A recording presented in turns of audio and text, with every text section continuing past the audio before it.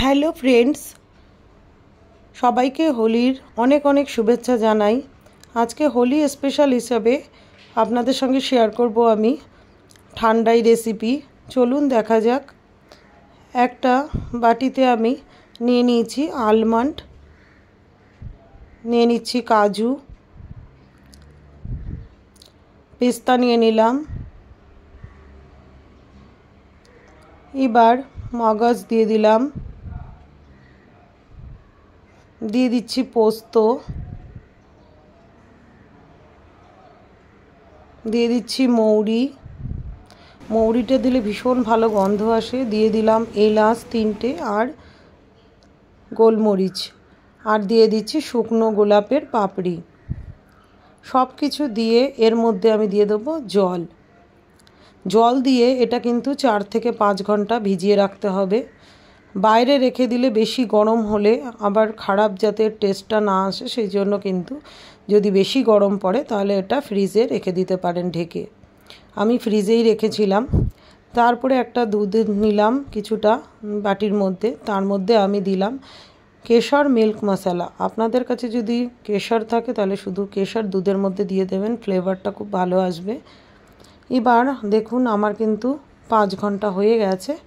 এবার আমি এটা মিক্সিতে পেস্ট করে নেব।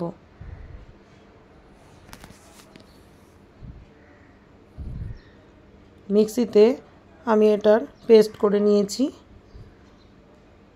পেস্টটা দেখুন এরকম হয়েছে। এবার একটা পাত্রে আমি 2 চামচের মধ্যে এই পেস্টটাকে নিচ্ছি। তার মধ্যে আমি দুধে মেশানো কেশর মশলাটা দিয়ে দিলাম। তারপরে দিয়ে দিচ্ছি দুধ, দিয়ে ভালো করে কিন্তু মিশিয়ে নেব। এবার মেশানো হয়ে গেছে, এর মধ্যে আমি দিয়ে দিচ্ছি মিশ্রির গুঁড়ো। আপনারা চাইলে চিনিও দিতে পারেন।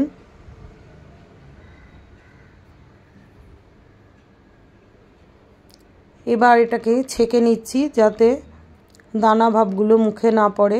অনেক সময় ভালো লাগে না মুখের মধ্যে দানা ভাবগুলো পড়লে। ছেঁকে নিয়েছি। এবার আমি ঢেলে নিচ্ছি। দেখুন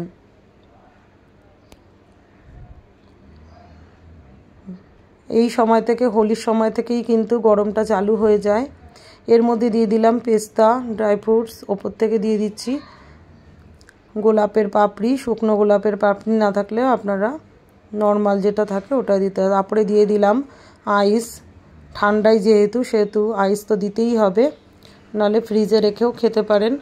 আমার ঠান্ডায় কিন্তু রেডি হয়ে গেল। কেমন লাগলো আমার এই রেসিপি অবশ্যই জানাবেন। সবাই ভালো থাকবেন, সুস্থ থাকবেন। টাটা।